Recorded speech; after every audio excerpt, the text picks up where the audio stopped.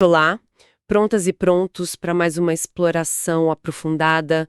Hoje o nosso foco é uma personagem que, apesar de aparecer pouco nos evangelhos, deixa uma marca, né? Maria de Betânia. Vamos usar como guia um artigo bem detalhado da plataforma Teológico para tentar entender melhor quem ela foi. A ideia aqui é ir além do básico, sabe? Investigar o contexto dela lá em Betânia, a família, analisar aquelas interações com Jesus que são tão humanas, né? E tão significativas. E também, claro, desfazer aquela confusão histórica que misturou ela com outras Marias por séculos. E, no fim, tentar captar as lições espirituais que a história dela ainda pode trazer para a gente hoje. O que realmente importa na jornada de Maria de Betânia. Então tá, vamos começar situando a Maria. Onde ela vivia, com quem? Betânia, o artigo lembra que era uma vilazinha pequena na Judéia. Ficava ali na encosta do Monte das Oliveiras, bem pertinho de Jerusalém. Coisa de 3 quilômetros, né? João 11,18 fala isso. Essa proximidade, pelo jeito, fazia da casa dela um ponto quase natural de parada, sabe? Um refúgio para Jesus e para os discípulos. Para fugir um pouco da agitação de Jerusalém, talvez. E a família. Tinha os irmãos Lázaro e Marta. João 11,5 é bem claro sobre o afeto ali. Jesus amava a Marta e a sua irmã e a Lázaro. Isso sugere, assim, uma intimidade real, né? Um lugar onde Jesus se sentia em casa mesmo. É interessante notar, né, que os pais não são mencionados, nunca. Isso meio que reforça a ideia de que os 3 irmãos, Marta, Maria ou Lázaro, é que tocavam a casa. Talvez fossem órfãos ou os pais já idosos, não sabemos. E a gente vê os papéis, né? Marta aparece muito como a anfitriã prática, aquela preocupada com muito serviço, como Lucas descreve. E Lázaro, bom, ele é o amigo querido de Jesus e, claro, o centro daquele milagre impressionante da ressurreição em João 11. Era um núcleo familiar bem próximo de Jesus. Isso, e essa dinâmica leva direto para a primeira cena forte, lá em Lucas 10. Jesus visita a casa deles. Marta está naquela correria da hospitalidade, o que é super normal, né? A gente entende. Mas Maria faz algo diferente, que chama a atenção. Ela, assentando-se também aos pés de Jesus, ouvia a sua palavra. O que essa postura significava naquela cultura, hein? Essa imagem é poderosa demais, porque sentar aos pés de um mestre, de um rabino, essa era a posição clássica do discípulo. Alguém que estava ali para aprender formalmente, sabe? O que é realmente notável, e assim até meio radical para a época, é que Maria, uma mulher, assume essa posição. No judaísmo do primeiro século, o estudo mais a fundo da Torá era coisa de homem, predominantemente.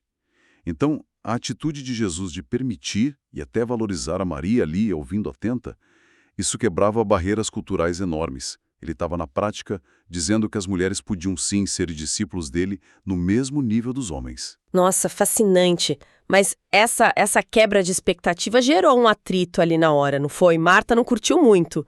Ela vai até Jesus e fala: Senhor, não te importas que minha irmã me deixe servir só? Dize-lhe, pois, que me ajude. Dá pra sentir a frustração dela, né? A sobrecarga. Talvez até sem entender direito o que a irmã estava fazendo. Exatamente. A reação da Marta é muito humana, muito real. E a resposta de Jesus é um momento chave de ensinamento. Ele não dá uma bronca dura nela, sabe? Reconhece o esforço dela, mas vai no ponto, a ansiedade.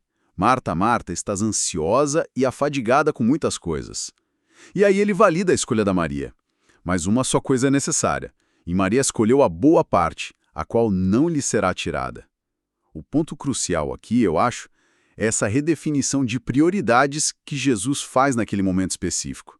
Ele não disse que o serviço da Marta era ruim, de jeito nenhum, mas que na presença dele ali, ouvir a palavra, ter aquela comunhão, era o essencial, era a boa parte. Maria então vira um símbolo forte dessa devoção mais contemplativa, sabe? Da importância de parar e absorver o ensinamento divino. mesmo na correria do dia a dia. Uma lição sobre prioridades que continua super atual, né? Mas essa calma de Betânia ia ser quebrada de um jeito bem dramático. Vem a crise familiar, lá em João 11, Lázaro fica muito doente, as irmãs mandam um recado para Jesus que apela direto para a amizade.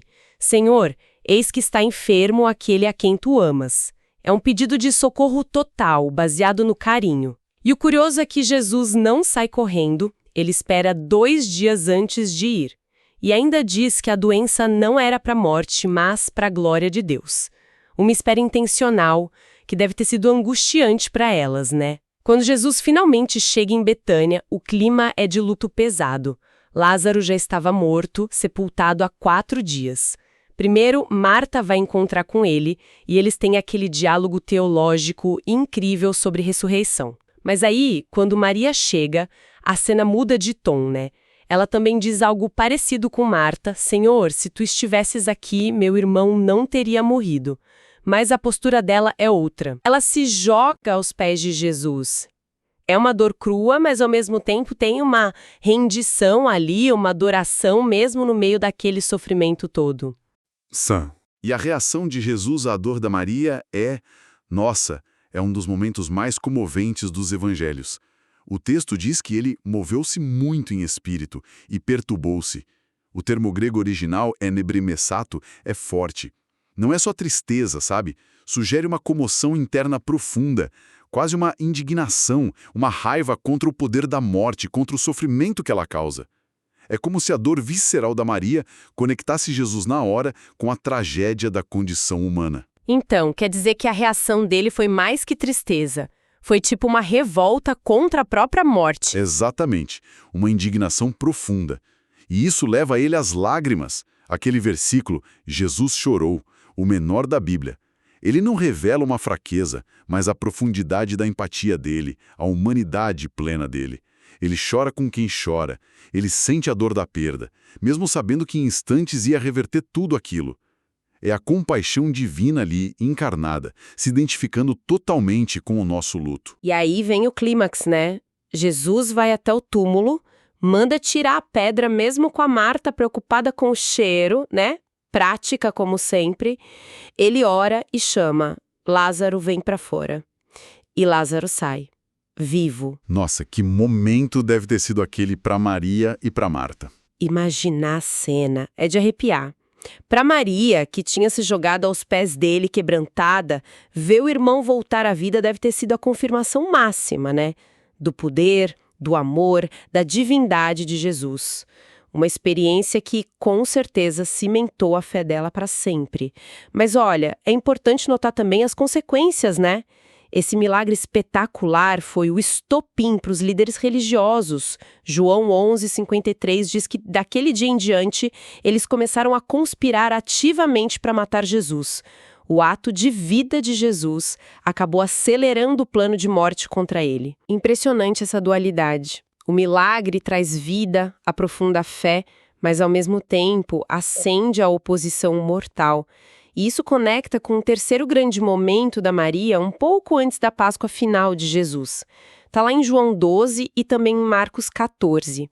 A cena é um jantar em Betânia, em homenagem a Jesus. E no meio desse jantar, Maria faz algo. Nossa, inesperado e extravagante. Ela pega um frasco de alabastro com nardo puro, um perfume caríssimo, quase meio litro, diz a descrição, e unge os pés de Jesus, e depois enxuga com os próprios cabelos. O cheiro tomou conta da casa toda. Aqui a história fica interessante mesmo, não só pelo ato, mas pelas reações, né? Com certeza. O valor do perfume era astronômico. Marcos estima em mais de 300 denários. Isso era quase um ano de salário de um trabalhador braçal. Uma fortuna. E o gesto em si é cheio de simbolismo. Ungir os pés e não a cabeça mostra uma humildade, uma reverência imensa.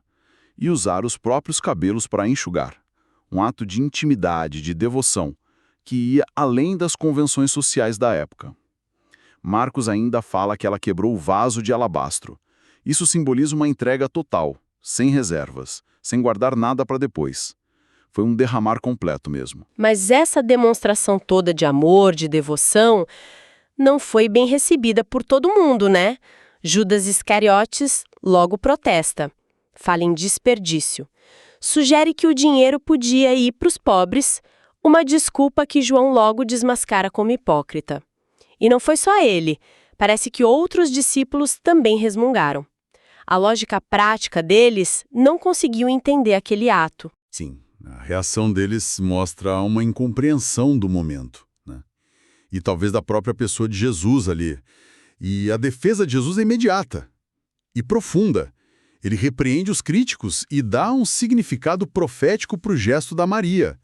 Deixai-a, para o dia da minha sepultura guardou isto. Ele interpreta a unção como uma preparação para o enterro dele, que estava próximo. Maria, talvez pela sensibilidade espiritual dela, aguçada pela convivência, pelos eventos recentes, como a ressurreição do Lázaro, parece que ela intuiu a proximidade da morte de Jesus de um jeito que os outros não conseguiram. E aquela frase famosa, os pobres sempre os tendes convosco, mas a mim nem sempre me tendes, não é um descaso com os pobres, né? Mas é uma afirmação da singularidade daquele momento, da urgência daquele momento pré-crucificação. E Jesus ainda diz que o gesto dela seria lembrado onde quer que o evangelho fosse pregado. É uma validação muito forte. Poderosíssima, mostra o quanto Deus valoriza esses atos de adoração que são genuínos, que custam algo, que são extravagantes, mesmo que o mundo ache ilógico, ache desperdício. Levanta uma questão importante para a gente, né, sobre a nossa própria capacidade de expressar devoção assim, sem restrição, movidos mais pelo amor do que pelo cálculo. Agora a gente precisa tocar num ponto que causou muita confusão na história. A identidade da Maria de Betânia. Por muito tempo, principalmente na tradição católica ocidental, ela foi misturada com a Maria Madalena e também com aquela mulher pecadora anônima que ungiu Jesus em outra ocasião, na Galileia, lá em Lucas 7. Como isso aconteceu? Essa fusão parece ter se consolidado por causa de uma homilia muito influente do Papa Gregório Magno, lá por volta de 591 DC. Ele interpretou essas diferentes mulheres como sendo a mesma pessoa. E essa visão acabou virando a predominante no Ocidente por séculos.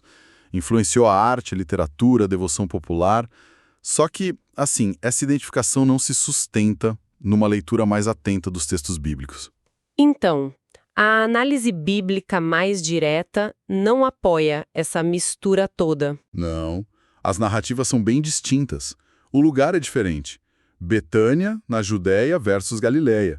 O contexto é diferente. Jantar na casa de Simão, o fariseu, em Lucas 7, jantar em Betânia, perto da Páscoa, em João 12. Os detalhes são diferentes. Maria Madalena é identificada especificamente, né, como alguém de quem Jesus expulsou 7 demônios e que era da Galileia. A mulher de Lucas 7 é descrita como pecadora naquela cidade específica. Já Maria de Betânia não tem nenhuma dessas descrições ligadas a ela nos evangelhos. A ideia dela ser pecadora vem só dessa confusão histórica mesmo, dessa mistura equivocada. Aliás, as tradições da Igreja Ortodoxa Oriental e as interpretações da Reforma Protestante, por exemplo, sempre mantiveram as 3 mulheres como figuras separadas. E essa distinção foi reconhecida oficialmente pela Igreja Católica mais recentemente, certo? Sim, sim. Em 1969, teve uma revisão no calendário litúrgico romano, que já removeu aquela associação direta de Maria Madalena com a pecadora de Lucas 7, na festa litúrgica dela. E, de forma ainda mais clara, em 2021, o Papa Francisco instituiu a memória litúrgica conjunta dos santos irmãos Marta, Maria e Lázaro de Betânia em 29 de julho. Isso solidificou a identidade própria de Maria de Betânia, separada da Madalena, no catolicismo de hoje. Ah, que bom ter esse esclarecimento histórico. E além do que está na Bíblia, existem tradições posteriores sobre o que aconteceu com a Maria de Betânia? Existem algumas, sim. Embora não sejam parte do cânon bíblico, né? São tradições. Na tradição ortodoxa oriental, por exemplo, ela é contada entre as mulheres miróforas, aquelas que levaram os perfumes, a mirra, ao túmulo de Jesus na manhã de Páscoa. Há relatos também de que, depois da perseguição que começou com o martírio de Estevão, Lázaro foi expulso de Jerusalém. E as irmãs Maria e Marta teriam ido com ele, ajudando na pregação do Evangelho. Uma tradição específica lá de Chipre diz que eles se estabeleceram na ilha, onde Lázaro se tornou o primeiro bispo de Kition, que hoje é Larnaca. Interessante essa conexão com Chipre. E outras tradições? Tem lendas menos conhecidas. Uma sugere que ela pode ter viajado com um apóstolo João para Éfeso. Outra, que foi muito popular na França medieval, mas é considerada mais lendária mesmo, fala de uma chegada milagrosa de Maria, Marta e Lázaro na Provença. Só que lá, de novo, a figura da Maria de Betânia muitas vezes se mistura com a da Maria Madalena na devoção local. Acontece essa confusão de novo. Nossa, quanta camada nessa história! Então, tentando juntar tudo isso, qual seria o legado espiritual principal da Maria de Betânia? O que ela realmente ensina pra gente? Ela revela o seguinte: escolher a palavra do Senhor, estar perto do rosto daquele que nos amou, é escolha do Criador e não do criado. Olha, o legado dela tem várias facetas, mas tudo gira em torno de uma devoção muito profunda e pessoal a Jesus. Lá em Lucas 10, ela personifica a importância de escolher a boa parte, priorizar ouvir a palavra, ter comunhão com o Mestre acima das preocupações, mesmo as que são legítimas.